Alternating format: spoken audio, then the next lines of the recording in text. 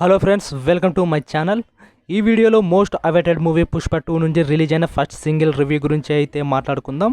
Pushpa 2 movie నుంచి మొదటి నుంచి రిలీజ్ అవుతున్న ప్రమోషనల్ కంటెంట్పై అయితే మిశ్రమ స్పందనలే వ్యక్తమవుతూ ఉన్నాయి. మొదట రిలీజ్ అయిన గంగమ్మ జాతర ఫస్ట్ లుక్ అయితే సూపర్ రెస్పాన్స్ అయితే తెచ్చుకుంది. కానీ ఆ తర్వాత అదే లుక్ని మార్చి సెకండ్ లుక్ అయితే రిలీజ్ చేశారు. అదైతే ఆడియన్స్ను అంతగా అట్రాక్ట్ చేయలేదని అయితే చెప్పవచ్చు.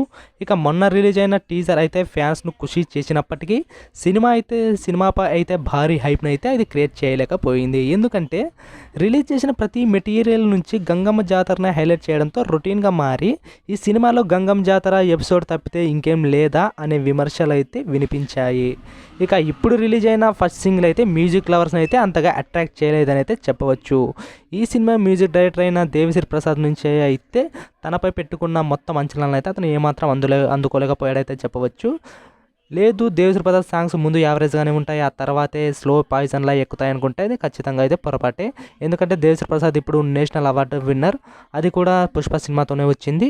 అలాంటి మ్యూజిక్ డైరెక్టర్ నుంచి ఇలాంటి అవుట్పుట్ని అయితే మనం ఆశించలేము. పైగా ఈ సినిమా 1000 కోట్ల టార్గెట్ అయితే దిగుతుంది.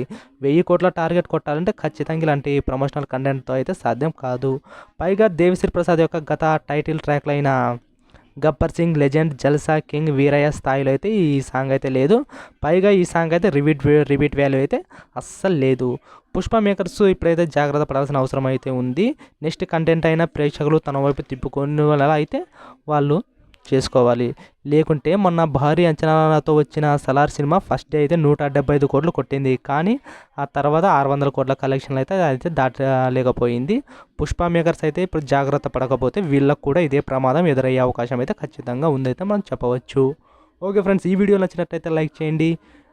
మీ ఒపీనియన్ అయితే కామెంట్ సెక్షన్లో తెలియజేయండి. ఇలాంటి మరిన్ని వీడియోలు కావాలంటే ఖచ్చితంగా ఈ ఛానల్ను మీరు సబ్స్క్రైబ్ చేసుకోండి. మీరు సబ్స్క్రైబ్ చేసుకుంటే నేను మంచి కంటెంట్ అయితే అందివ్వగలను. థ్యాంక్స్.